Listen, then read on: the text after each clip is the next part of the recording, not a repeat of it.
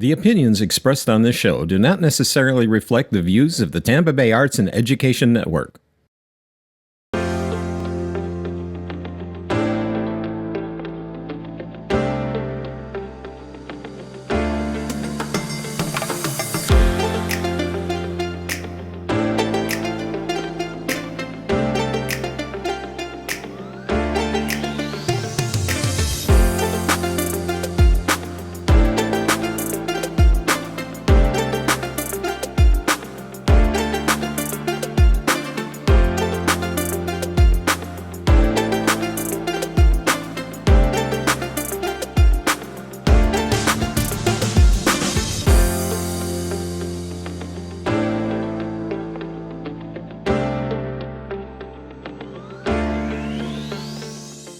Hello everyone, and welcome to Connecting with Kim here on Tampa Bay Arts and Education Network. I'm your host, Kim Droege, and we're so glad you joined us today because, as usual, we have another great episode coming up. But before I get to introducing the guest, I would like to ask you to like, follow our Instagram, Facebook, and X account, where you will find all the information about the show, about the guest, about the topic, and of course my on-air wardrobe that comes from the Spring of Tampa Bay Boutique, located at 4415 West Osborne here in Tampa.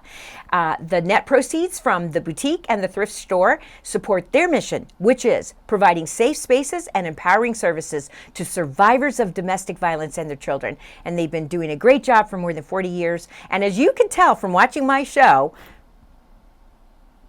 get a lot of great gems. I was just telling my guests, I think I picked up 5 little black dresses from the Spring since I've been doing this show, because there's just fantastic stuff there.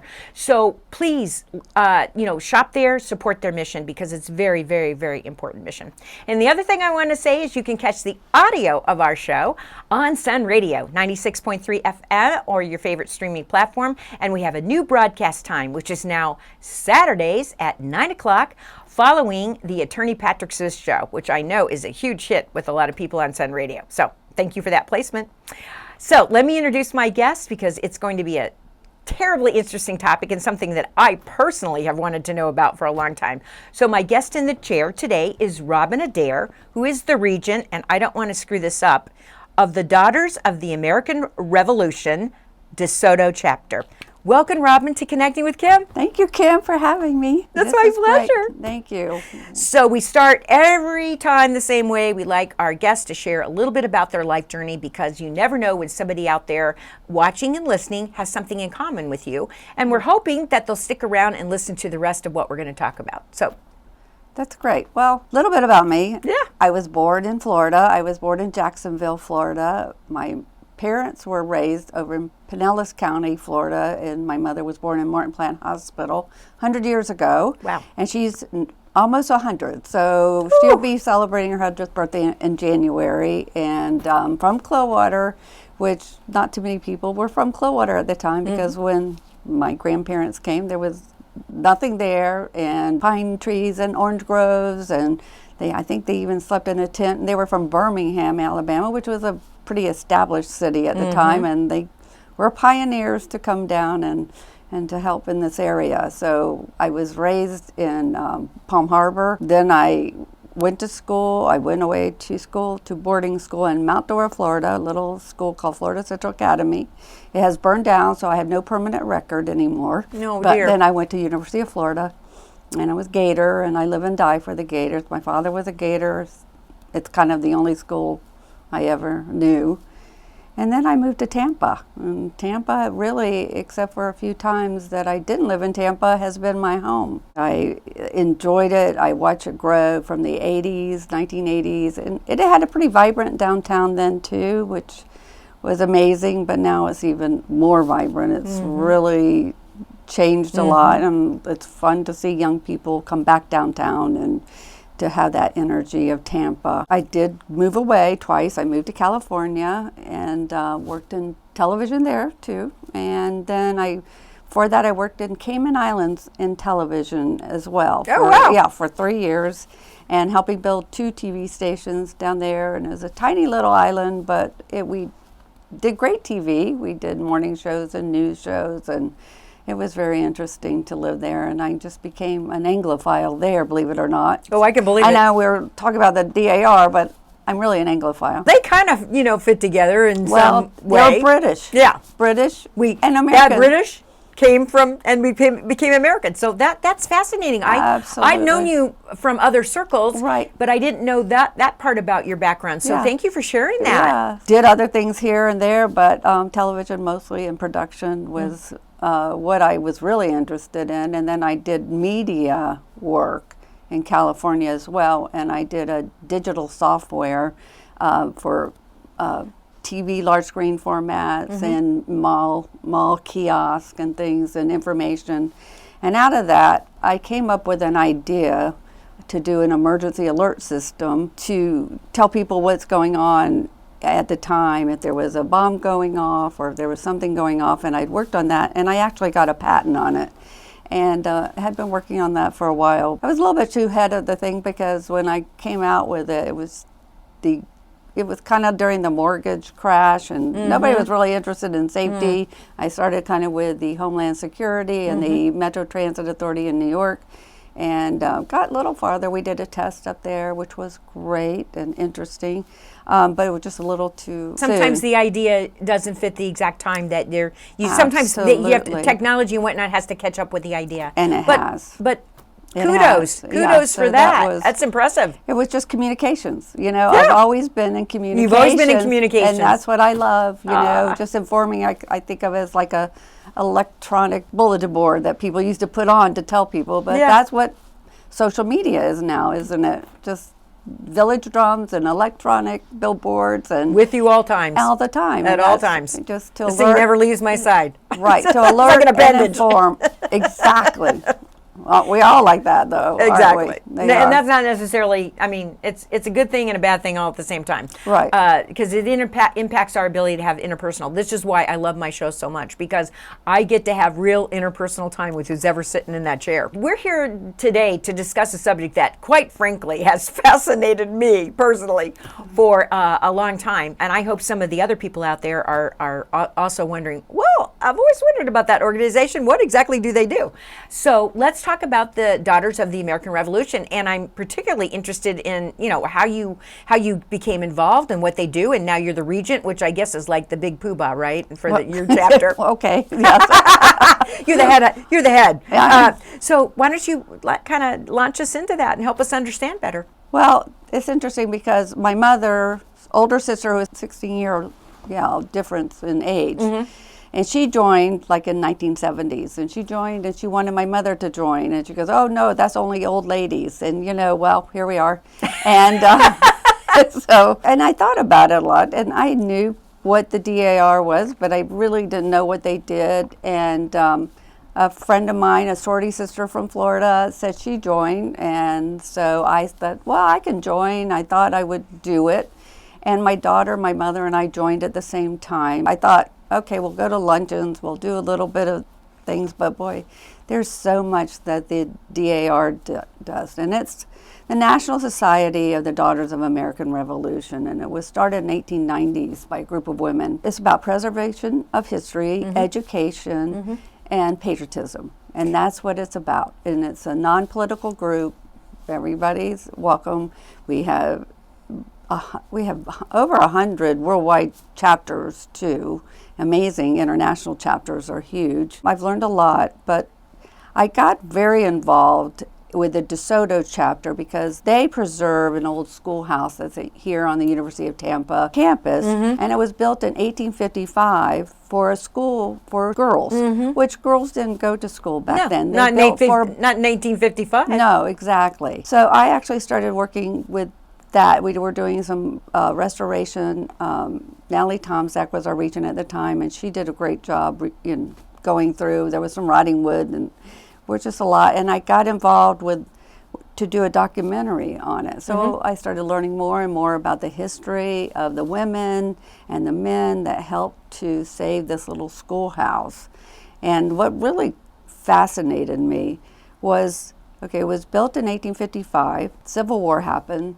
The person that owned it was General Jesse Carter, who was part of the Seminole War effort in Fort Brooke here in Tampa. And then what he did, he sold it in 1865 for a wagon and a horse. All that acre were... Well, we know what his priorities were. And you know, there was no bridge across, No, of course not. Hillsborough River. And there was a ferry, and J.J. Hayden was the person that bought it. And he did the ferry service across from the east side of Tampa to the west side of Tampa, which was basically nothing. Palmettos, pine trees, nothing. These people, too, again, those pioneers of Florida, because they lived in very bad times, and there was a lot of diseases and everything, but they pushed through. They persevered.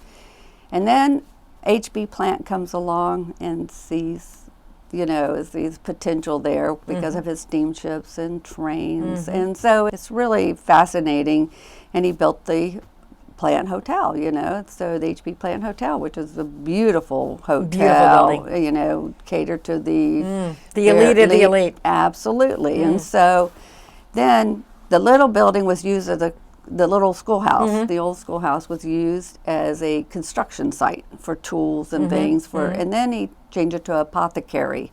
And the apothecary, is for where women probably went to have their little tea time and little medicines and their tea and stuff, make them feel better. And so it was an apothecary. And then the H.B. Plant died. And, he did not want to, his wife and son did not want to keep it up. Right. So they sold it to the city of Tampa, and that's when the city of Tampa got it. And then the supervisor of parks for the city of Tampa knew that they were going to tear down the little building. Somebody with some foresight said, wait a minute. Marion McKay. Now go further back. So General Jesse Carter built the schoolhouse.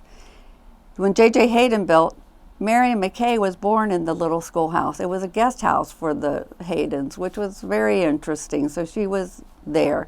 The other person that also lived in the little schoolhouse was Sparkman from Sparkman Wharf. He was an attorney. He studied his law books in the little schoolhouse. So it all comes connected again. Isn't that amazing? I mean, I love all that. I know. And then Marion... Like 6 degrees of separation, right? Oh, there's Tampa. Yeah. Right? Tampa. Well, that's why I tell everybody moves to Tampa. Yes. Everybody here is either related, in business together, are married, or all of the above. So be very careful because Tampa is really a small town when you get down to it, right? It is very small, which makes it great. It does. Because it does. It's kind of nice it's kind of not nice when you go to Publix and you run into people if you don't look good, but then there are times and that's always the day you run into it, right? Absolutely. It's the day when you go, I'm just gonna dash out of the house and I'm just gonna throw a hat on and then you run into every single person you know in the world and they're kind of looking at like, is everything okay? Right, exactly. But that's your sense of community, though. You have a great sense of community in Tampa, I think, because you do know people and everybody's kind of related. Well, Mary McKay was related to the Mayor McKay. That was her cousin. And so Mary McKay saved the little schoolhouse from being demolished. So people just came through and they added to the little schoolhouse and made a museum, and people donated things for the museum. The other thing about the DeSoto Chapter, which was created in 1903, was we had an original daughter in the first chapter, which meant that her father fought in the American Revolution. Okay, so this was going to be one of my questions Right. for you. If you're just joining me now and connecting with Kim, my guest in the chair is Robin ADAIR, who is the regent for the Daughters of the American Revolution DeSoto Chapter. And we're exploring this because this has always been a fascinating topic to me and something I wanted to know more about because I've actually had some friends in the past who were members of DAIR. So that's my other question. To be a member, do you have to be able to trace your history, your lineage, and ancestry back to the American Revolution? You do. Okay. You do. But there's a lot of criteria for being a member of the DAR. Mm-hmm. You could have sold like goods to the Revolutionary War, to the founders. You could have helped money. You could have even transported them. There's a lot of different ways to join the DAR. Now, with computers and everything, of course, when my aunt joined, it was all microfilm. Right.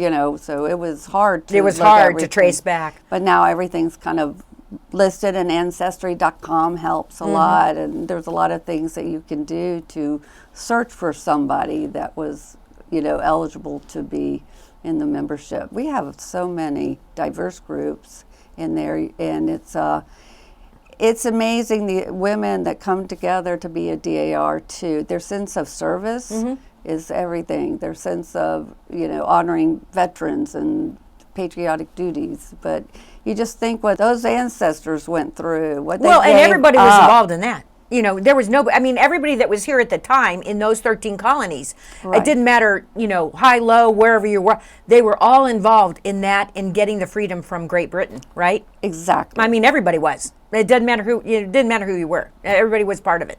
Well, it was hard. Except the people that were British. Well, there's and didn't want to leave No. Great Britain. They didn't want to form something else. a lot of times that's their, the first child that gets all the land, and then the other brothers, and they have nothing, and then they get taxed, and they're trying to make a living, and there was some religious, issues there as well. Yes. And so they wanted a new life, and they did not want to be under a monarchy. Exactly. And I think that it was very brave. It was very rough. What I've studied now, I study more now about the American history and the founders, and we're lucky we have Ken Burns having a documentary coming up, The American Revolution, which will be great. He's everything he ever does is amazing, right? Right. You just sit there and you watch it and you go, there's two shows, the Ken Burns shows and also Finding Your Roots by Louis Gates Jr. I'm addicted to that show. I just love these people finding out all about their history and being so surprised at what they find out. Well, how many people are in the DAR? Do you have any idea worldwide? I don't want to put you on the spot. No, how many's in the DeSoto chapter? We have 261 members, and then we have 8 associate members. And so, my daughter is a member in London, believe it or not. So London is they have. I've seen your pictures from London when you go visit her. Right. On your social media. And she got to meet Princess Anne for their 100th anniversary, and she was there for the ambassador. Their chapter is named after Walter Hines, an ambassador to Britain during World War I. So that's very important. So it's just funny how everybody kind of came together, and it's and the shared history. It's not just one-sided history. It's shared history between UK and for the Americas, and how much we work together. Well, absolutely. For the world. We have a history and an ancestry for many of us that is based there and comes from there or some part of Europe. But somehow we made our way to America. So tell me about the kinds of things the DAR ladies get involved with. Well, we do get involved with a lot of veterans. We do a lot for veterans. We like to do in-gatherings and take them to the hospital, or the Fisher House is a great organization because that serves the family, kind of like the Ronald McDonald House, but it's for families of people that are in the Veterans Hospital. We also do the honor flight. We have people go with the honor flight. If you know what that is, they take the veterans up to Washington, D.C. for the day. It's a long day. And then we go and greet them at the airport, and they give them cheerleaders and welcome. It's if you haven't gone to an honor flight, you should go. It is moving and fun, and people just have a great time to honor these veterans. And now mostly they're from the Vietnam War and the Korean War. Of course. Yeah. And I've seen the honor flights that have gone back to the battlefields of Normandy. Right. And having seen those battlefields myself when I lived in Europe, I tell you, I remember standing there thinking to myself, thinking about the invasion, right? And I kept thinking, whoever thought this would be a good idea and that it would work? Because you stand there on those beaches and some of those bunkers are still there, right? And you can see them. Well, the honor flights, I think that's wonderful. That's why they started the DAR, to honor the people of the Revolutionary War, to think about what they did and what they gave up. And it was rough fighting. So we always think, oh, it's hot or it's this, but nothing compared to the people at Normandy and people that, when... No, that was face-to-face, man-to-man, mano-a-mano, right? Absolutely. That's how... And that's kind of the same way it was, too. So we honor those people. And then we also do scholarships. We do a lot of scholarship for people, and we do essays for elementary and middle school and high school. and we do and give out medals for those. And we just had a great medal service for a cadet at the University of Tampa, ROTC, came from Nigeria, and he wanted to be in the service, and he joined the service, and now he's getting his graduate degree at University of Tampa, and he's working in ambulance or medic in the Air Force. He's really amazing person. So it was great to honor him. And there's so many wonderful people that we get to know and we get to honor and to preserve. We do a lot with the Veterans Cemetery. We do a lot with schools. We do a lot. Well, I'm glad somebody, because Yeah. I tell you what, I mean, sometimes I am concerned when I talk to younger folks, their lack of knowledge of American history. And I think it's essential to understand where your country came from and how it developed over time and all the people that made that happen. Right. Because we have a very proud history, and we need to be teaching it as much as possible. Right. DeSoto DAR in January got accepted into the Ashley Children's Gasparilla Parade. So we will be doing there, handing out constitutions and flags and preambles. It will be great. Just kind of remind about America 250. And Yeah, because it's coming up. And it's for children. So we're excited to be participating in that. We got a grant from the America 250 from the state of Florida, so the Cultural Department Affairs, and it was exciting. So we were just excited to get out in the community like that, to just show that America 250 is here, and you should celebrate, because a lot of people did some heavy lifting. They did some for heavy our freedom. lifting. Yes, Yeah, absolutely. throughout the years, heavy lifting. Men, women, children, a lot. And Exactly. so we, to honor them is really an honor, and it's a service. I and was a servant. gonna ask you how you were funded. That was one of the things I was thinking about when you were talking, because you were talking about the grants and the scholarships and stuff. And I was gonna ask, how are you funded? We do fund ourselves. We do fundraise for ourselves. We do have dues, $85 a year, which is it. But we do other ways of fundraising, and people do make donations, and we're very fortunate. For the preservation, we got a $20,000 matching grant from the Stratus Family Foundation. And the National Society of DAR gave us to fix the schoolhouse up, to preserve it and keep it going. So we were very fortunate. I went to the website and I checked out everything, and I saw that. It brought home to me the fact that the University of Tampa campus is such a little repository of history, isn't it? It's amazing. I mean, just some of the structures on the campus and the history of those structures, it's amazing. I love that it's still there, that we haven't just gone, let's tear that all down and start new. Oh no, it's fabulous. And that we had that little schoolhouse there, and we rented the land we owned the schoolhouse, but we rent the land for $1. And the University of Tampa rents from the city of Tampa for $1. So we have those leases still going on. So $1 a year. So that's what we pay for the land that we are in. And it just is nice to have it there on the campus, and we'll probably be opening up more with tours. Another thing we did recently, because of the preservation, we have a friend of mine is a professor of archaeology at New College, and he actually came and did LIDAR on the building for us. So LIDAR is what saved Notre Dame, preserved, so they knew how to replace it. So it's like a three-dimensional visual of the school. And so we were lucky to have that done by the students at New College. That was great, Dr. Fred Perrone. Yeah, so that's he great. did a great job. So That's great. we were Because fortunate. when you see the restoration of something like Notre Dame, I saw it before the fire Right. in Paris many times, but when you see how they managed to restore that and the end result, and how it actually looked when it was built, because I saw it after centuries and centuries of, grime and dirt Right. and air and all this stuff. But it's amazing, isn't it? Right. So, Technology. Right. Well, that's the little old schoolhouse is not. But it's okay. It's not, still important. Notre Dame, but it's still important. Still If something important. did happen, and it makes it fun, and we'll probably have more virtual tours coming up on websites soon too with it, by utilizing that technology. So we use the old and the young. I mean, the new technology and the old, preservation, and it's been really a challenge being Regent. It's been fun. I never thought about it, but I'm honored to be it, especially during this time for America 250. Exactly. And are you elected by your fellow members in the chapter?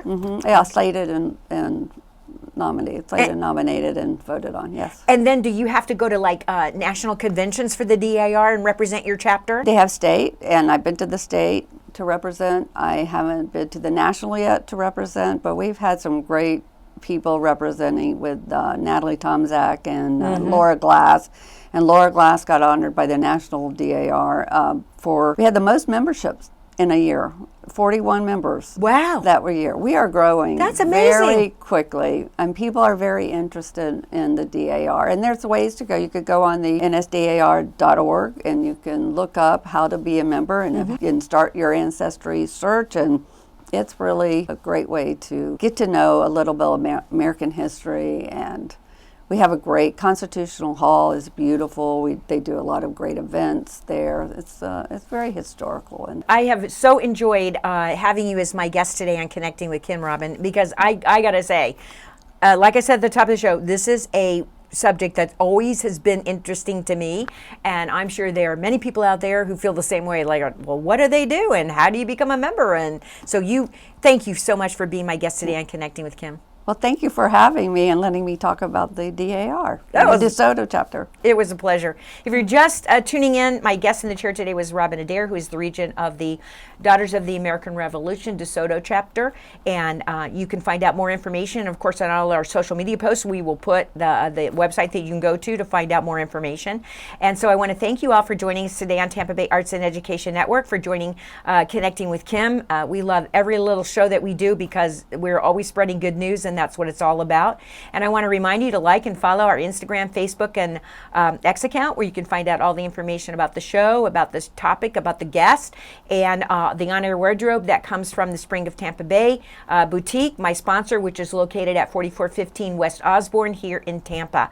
And net proceeds support their mission of providing safe spaces and empowering services to survivors of domestic violence and their children. And don't forget that you can catch the audio of our show on Sun Radio 96.3 FM and on your favorite streaming platform on Saturday mornings at 9 a.m. now, following Patrick Smith's show. So thank you for joining us today. Come back next week for another edition of Connecting with Kim. Have a great day. Bye.